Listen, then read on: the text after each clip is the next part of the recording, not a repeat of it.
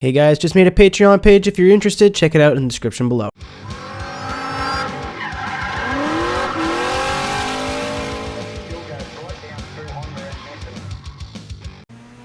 What is going on, everybody? It's MrAeroHD here. We are back again with Dialed In. Today we have a Mazda RX-7, better known as the FD3S. This car in my garage has undergone a lot of changes. So this is what it is now. This is what I'm probably going to keep it as, just because so far this is what I've liked it the most. I've had it as a full race weight V8. I've had it as a full race weight 4-rotor.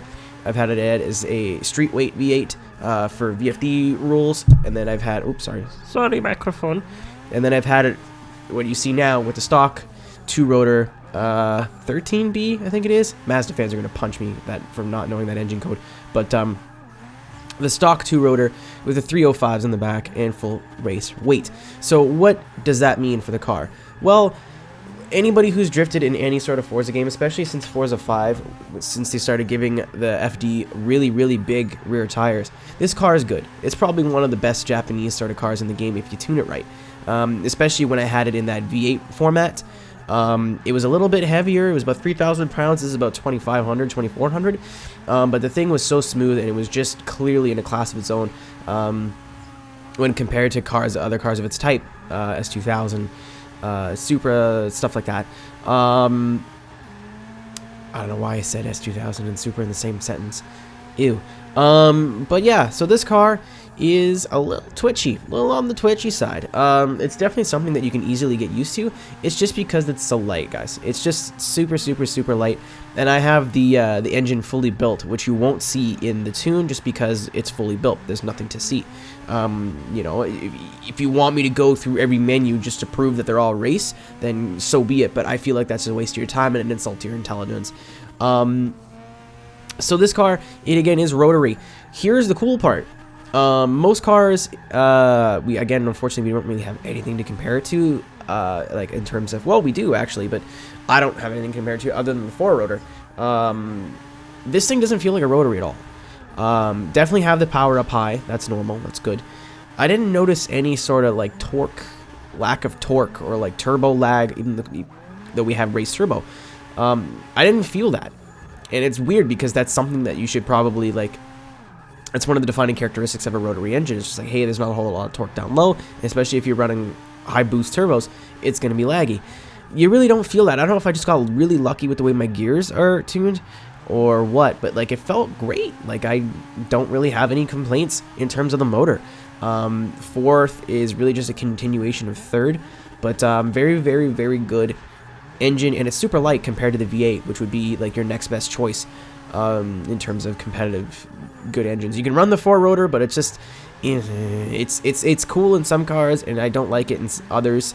I do not like it in the FD. Just a personal preference. I'm not saying like you can never put a 4-rotor in a FD or an FD. You're never allowed to do that ever. Like if you want to do it, go for it. I just don't like it personally. But as for the chassis, again, it's a little twitchy, but it's something that you can totally get used to. It's just the balance between the rear tire size, the front tire size, and the car's weight. So really, you'd want to go down a rear tire size or two, but then you're sacrificing being able to run that much power. And even this thing has less than 600 horsepower. She's a rocket. She's very quick. So personally, that's why I left it as a 305. I could have went down to a 295 or 285 and it would have been a little bit more balanced, but you have to make some sacrifices sometimes in builds. So here we go. I forgot to show you guys the body kits. You can probably just figure it out on your own. I think they're Ings. Actually, I got the game right in front of me here. I'll check. But again, the tires are what that you figured they would be.